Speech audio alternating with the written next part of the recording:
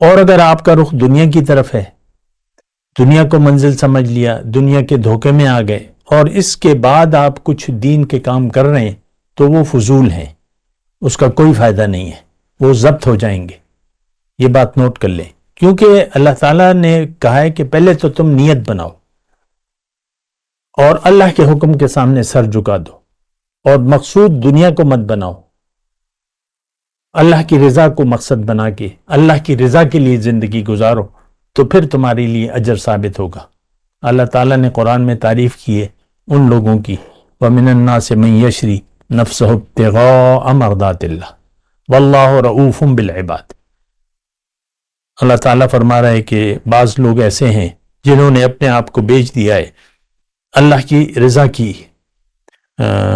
یعنی اپنے آپ کو اللہ کی رضا کے لیے بیچ دیا، یعنی زندگی اللہ کی مرضی سے گزار رہے ہیں، اللہ کے لیے گزار رہے ہیں۔ اگر آپ ایسا کر رہے ہیں تو آپ اللہ کے بندے ہیں، اور اگر آپ کا رخ دنیا کی طرف ہے اور کلمہ بھی آپ پڑھ رہے ہیں تو دراصل آپ شیطان کے بندے ہیں، عبادت طاغوت کی عبادت کر رہے ہیں۔ اصل نیکی یہ ہے، اللہ تعالیٰ نے فرمایا کہ تم پہلے اپنی نیت درست کرو اور یقین کر لو اللہ پہ کہ میری منزل اللہ ہے اور میں نے اللہ کے لیے زندگی گزارنی ہے۔ یہ آیت قرآن کا میں نے ترجمہ پیش کیا ہے۔